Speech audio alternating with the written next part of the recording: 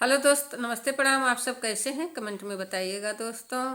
स्वागत है आप सभी का सुनीता सिंह ऑफिशियल चैनल में। आइए, ढेर सारा प्यार दुलार आशीर्वाद दीजिए और ज़्यादा से ज़्यादा सपोर्ट करिए दोस्तों। आप लोग सपोर्ट करेंगे, हम आप लोग के बीच में अच्छा वीडियो डालते रहेंगे दोस्तों। आप लोग वीडियो को कहाँ से देख रहे हैं, आप लोग कमेंट में ज़रूर बताइएगा दोस्तों। आप लोग बताएंगे तभी हम जान पाएंगे कि आप लोग हमारे वीडियो को पसंद करते हैं। तो दोस्तों, आइए हम आप लोग के बीच में एक भोले बाबा का गाना लाई हूँ दोस्तों। कैसा लगे आप लोग कमेंट में जरूर बताइएगा। हरि गुरु के चरनिया बड़ सोहावन लगे रे नाना दी, सोहावन लगे रे नाना दी। ए समाना कहे इनके गोड़वा लाग्यू रे नाना दी। ए समाना कहे इनके गोड़वा लगो रे नाना दी। भोला के चरनिया बड़ सोहावन लगे रे नाना दी, सोहावन लगे रे नाना दी। ए समनवा कहे इनके गोड़वा लगो रे नाना दी। ए समाना कहे इनके गोड़वा लगो रे नाना दी।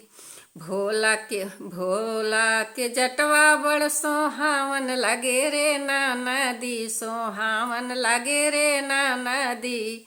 ए समाना कहे इनके गोड़वा लगऊ रे नाना दी। ए समाना कहे इनके गोड़वा लगऊ रे नाना दी। भोला के भवनवा बड़ सोहावन लगे रे नाना दी, सोहावन लगे रे नाना दी। भोला के भवनवा बड़ सोहावन लगे रे नाना दी, सोहावन लगे रे नाना दी। ए समनवा कहे इनके गोड़वा लगऊ रे नाना दी। ए समनवा कहे इनके गोड़वा लगऊ रे नाना दी। ए समनवा कहे इनके गोड़वा लगऊ रे नाना दी। भोला के मंदिलवा बड़ सोहावन लगे रे नाना दी, सोहावन लगे रे नाना दी। ए समनवा कहे इनके गोड़वा लगऊ रे नाना दी। ए समनवा कहे इनके गोड़वा लगऊ रे नाना दी। भोला के त्रिशूलवा बड़ सोहावन लगे रे नाना दी, सोहावन लगे रे नाना दी। भोला के त्रिशूलवा बड़ सोहावन लगे रे नाना दी, सोहावन लगे रे नाना दी। ए समनवा कहे इनके गोड़वा लगऊ रे नाना दी। ए समनवा कहे इनके गोड़वा लगऊ रे नाना दी। ए समनवा कहे इनके गोड़वा लगऊ रे नाना दी। भोला के भवनवा बड़ सोहावन लगे रे नाना दी, सोहावन लगे रे नाना दी।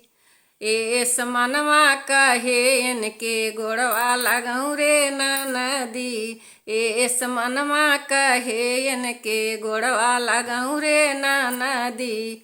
भोला के भवनवा बड़ सोहावन लगे रे नाना दी, सोहावन लगे रे नाना दी।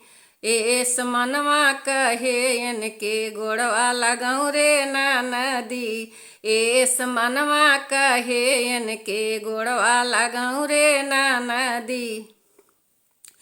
तो दोस्तों, ये भोले बाबा का गाना आप लोग को कैसा लगा दोस्तों, कमेंट में ज़रूर बताइएगा दोस्तों। तब तक के लिए दोस्तों बाय बाय, फिर मिलूंगी नेक्स्ट वीडियो में।